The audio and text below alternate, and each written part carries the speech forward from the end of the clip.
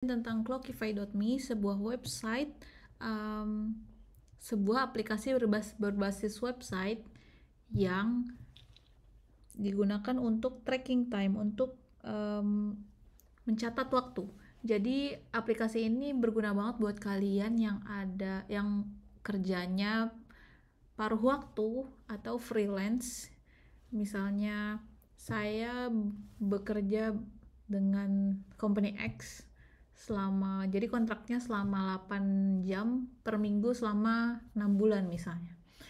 Nah, aplikasi ini bermanfaat banget buat lihat udah berapa waktu yang kalian gunakan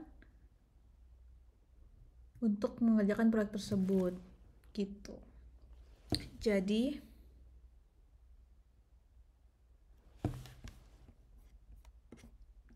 langkah pertama adalah sign up. Kalau kalian belum punya akunnya, silakan sign up seperti biasa, masukkan email, password, creating free account, di sini ada tombolnya, atau langsung pakai Google, ini connect ke Google, dan kalian bisa langsung login setelah konfirmasi email. Oke, karena aku udah punya akunnya. Nah, jadi di sini aku udah bikin satu contoh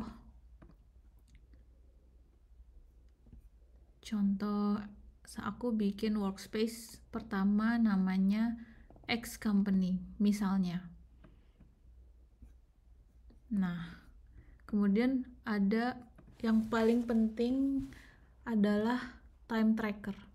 Untuk kalian di sini yang pertama kali aku mau jelasin adalah time tracker. Time tracker ini adalah dimana kamu bisa masukin entry setiap kali kamu bekerja. Misalnya sekarang aku lagi bekerja dalam project untuk tim media dari X company ini. Terus tekan tombol Ctrl dan Enter. Di sini dia akan masuk projectnya. Misalnya membuat profil Facebook. Terus kita bisa pencet start. Nah, di sini ada dua pilihan. Kalian bisa start tracking time. Start time-nya tadi barusan. Tapi kalau misalnya kita mau edit, waduh kita lupa nih start yang tadi, misalnya udah setengah jam baru ngeliat gitu, kita bisa edit di sini misalnya 14.30. Nah, dia otomatis akan nge-record sampai saat ini. Kalau kita pencet stop, dia akan membuat satu entry. Di sini udah ada detailnya membuat profil Facebook untuk projectnya, project tim media. Kemudian di sini ada dari jam berapa ke jam berapa. Dan ini handy banget. Jadi misalnya udah ada 100 entry, projectnya masing-masing apa, bisa kita list. Kemudian kalau misalnya kita lupa, kita bisa juga tekan tombol yang di sini. Nah, tombol ini adalah manual memasukkan entry waktu. Jadi entry waktunya misalnya kita membuat post untuk minggu pertama misalnya. Untuk tim media yang tadi. Kemudian kita taruh di sini 13.30 sampai 2 jam berarti 15.00 kemarin misalnya. Nah, ini kita add. Itu dua cara untuk memasukkan entry. Jadi yang pertama adalah menggunakan sistem time tracker di sini, kemudian yang kedua kita masukkan entry secara manual. Nah, project ini berguna untuk kalian kalau misalnya kalian punya beberapa project. Bisa juga di company X, misalnya aku bekerja bukan hanya untuk tim media, tapi juga tim edukasi. Dari sini udah kelihatan kalau aku punya ada dua project, tim media dan tim edukasi. Katakanlah aku research konten untuk bulan next month, untuk konten minggu depan gitu, misalnya dari jam 14 sampai 19.00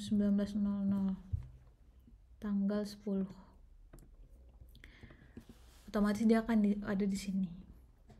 Nah, gimana kita bisa lihat reportnya? Report di sini ada namanya summary, detailed report, kemudian ada weekly dan shared report. Satu yang sering aku pakai adalah summary, karena di sini kelihatan kita udah buat kapan, udah bekerja berapa jam, dari kapan sampai kapan, kemudian untuk project apa saja gitu. Coba kita lihat untuk dari tanggal 30 sampai minggu depan misalnya. Nah, ini adalah entry yang tadi kita masukin. Untuk tim edukasi, karena tadi kita bikin entry 5 jam, dia udah ada 5 jam di sini. Tim media, karena kita baru berapa jam, 2 jam, udah ada entry di sini gitu. Kalau misalnya mau dilihat weekly, di filter di sini untuk misalnya minggu ini, untuk 1 minggu saja. Nah, 1 minggu saja kita baru bekerja 1 jam 30 menit gitu, contohnya itu. Nah, di atas ini ada filter untuk memfilter, bisa diklik. Jadi filternya ada kategori itu yang tadi kita masukin ya kategorinya. Kemudian klien, kita bisa memanage klien, tapi ini nggak penting. Yang penting adalah project kategori. Di sini kita bisa juga memfilter kalau ada lebih dari 1 user. Kemudian bisa juga klien, ada yang kita masukin kliennya atau enggak. Project bisa kita lihat tim edukasi atau tim media atau semuanya. Ini juga bisa di set nanti task, tag, status, billable dan non billable. Billable itu maksudnya yang akan dimasukin ke dalam bill, ke dalam reportnya. Non billable bisa juga kita buat kategori yang 2 ini. Misalnya yang non billable kita nggak bisa masukin waktu kerja untuk kita beres-beres misalnya, tapi udah termasuk ke dalamnya, sehingga kita taruh di yang non billable. Jadi atau ada kategori-kategori, ini semua adalah kategori-kategori yang bisa kita gunakan untuk membuat laporan di akhirnya nanti gitu. Gimana caranya? Kalau udah misalnya kita mau yang billable, kemudian projectnya semuanya, tinggal apply filter, kemudian diekspor as PDF. Nah, dia otomatis akan ngedownload di sini. Kemudian kita bisa juga langsung ngeprint. Kita bisa customize dengan cara visible only in PDF. Kalau misalnya summary report, kita cuman bisa ada summary name gini aja. Jadi contohnya dia nggak bisa diganti. Summary reportnya namanya, judulnya tetap summary report, tapi untuk fitur yang kita berbayar akan bisa diedit yang ini. Terus ada totalnya, berapa yang bisa kita bill, terus amountnya ada berapa. Jadi ini contohnya, ini ada reportnya, detail banget, ada detailnya, ada keterangannya dan sebagainya. Semua informasi kita bisa customize di sini gitu. Mudah-mudahan jelas dan semoga bisa menggunakan Clockify secara sederhana.